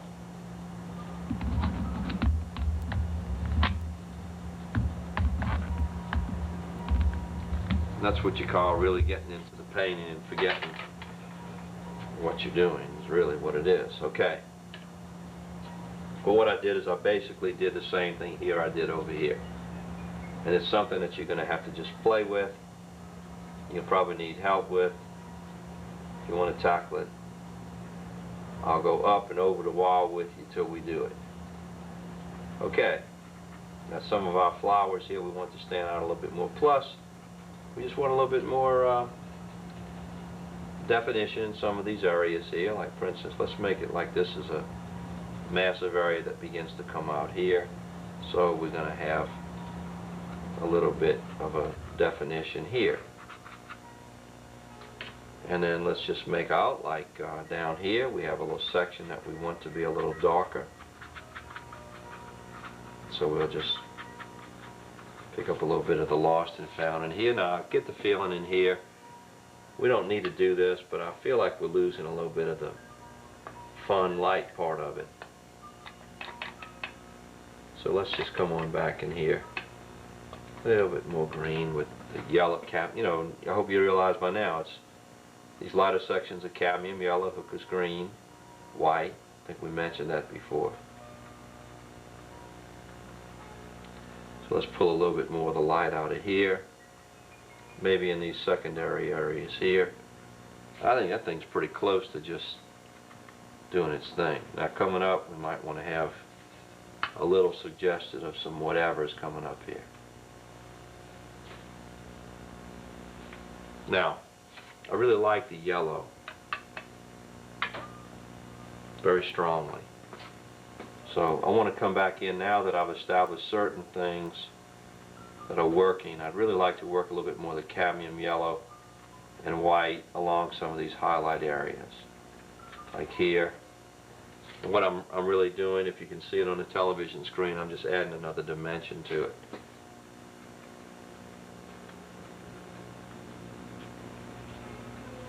Now again, this is another one of those, I don't know if it's paint, I don't think you'd call it paint by number. I think it'd be more like paint by numbness. Because I'm just pursuing it till something happens. So I'm about numb, and I think it's time to stop and put in the final details. And let's see what it looks like.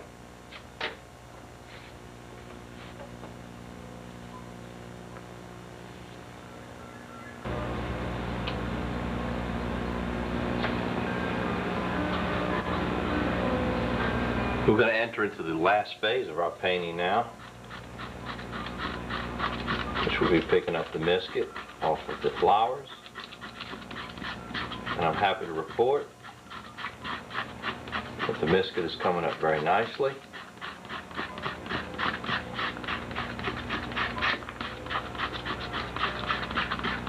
And will be a great benefit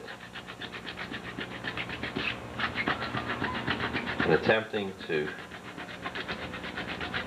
put in these light pink flowers. Now, what happens with this Whiteman paper, there's a couple of areas there where I started to pull up the paper itself. And I caught it, and that is one of the things you have to look out for. So what I'll do, I'll show you right where the area is. Everything else came up very well. Probably this was a little wet. So the area is going to be somewhere in here, and we'll just come back and take a little darker pigment and do that. Now, I'm going to try to find a clean palette and take just a tiny bit of the rose madder or alizarin crimson, whichever one you have. Touch up those flowers, which you can see already are our predominant center of interest. We don't want to lose them.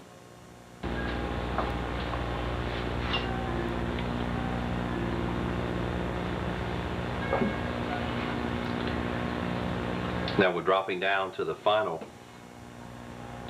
part of our painting. Taking a number 4 brush with a little rose madder. I'm going to a smaller brush because I really want to make sure I don't overdo any of this. I'm going to do a few of the edges, but I tell you what, I think I'm rather pleased with the outcome of this, and I'm not going to lose it at this point. So I know this is a little hard to see. Let's see if I can bring it a little bit closer for you.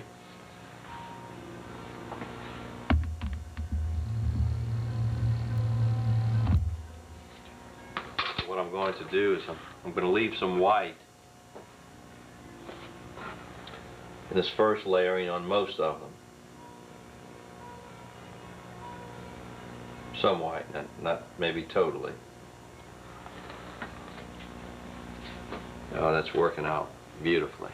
I know it's probably a little hard to see this on the screen, but you'll see it in the finished painting.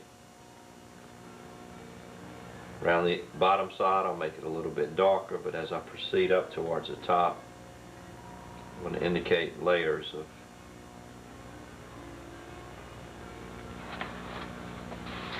I'm not going to lose it at this point. I feel like they're standing out, they're doing what I want them to do. Now I have lost a little bit of this one because of the fact that a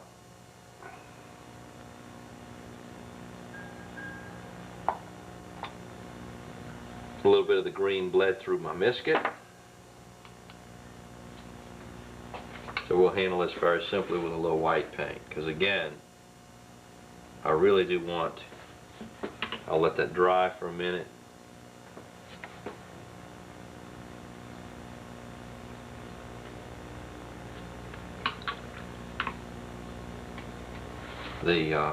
The flowers to stand out and not lose what they're supposed to be and to do. So we'll just, now I think that's bringing that out sufficiently.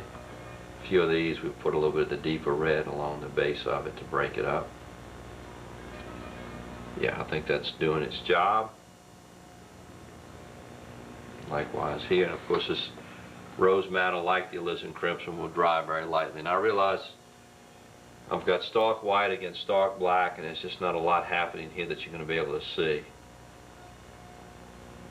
We'll put a couple more over here.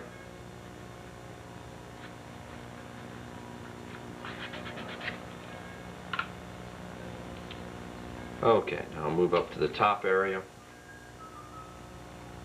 and times like this I really wish I knew flowers, but a little bit better. But we'll proceed on, and of course here I can just kind of make out there's some kind of rose or whatever, so I'll be obliging.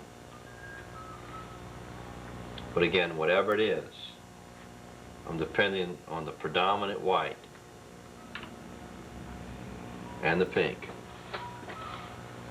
to be the outstanding part of this painting and the center of interest. So whatever I do, I'm not going to lose that. Now we'll come up here, and we might need a little relief from the standpoint that we'll just come in and not show a lot of definition on either one of those, but perhaps put a little bit more red than I'm putting into them. There we go. Now that's going to dry a lot lighter, and it doesn't frighten me. But then as we come over here, we might just want to make sure that there's a little bit more of the white. Okay, likewise up here, let's not lose the white.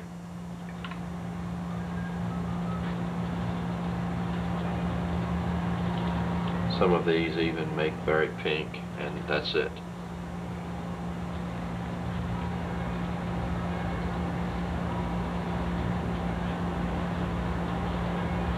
And we've got some little white specks that came up, I guess, with the misket, so we'll be obliging.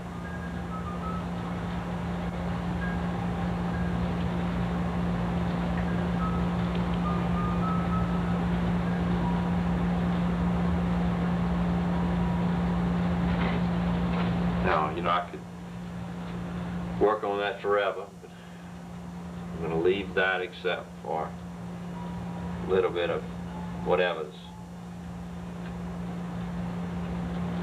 to settle that area down.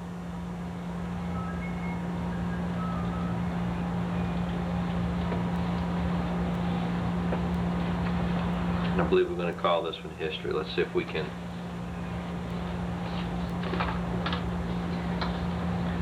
lift our camera up to pick up the entire scene, which I've executed probably in about 2 hours and 15 minutes. Whether it's successful or not, you're going to have to be the judge. But it was a lot of fun, and that's the conclusion.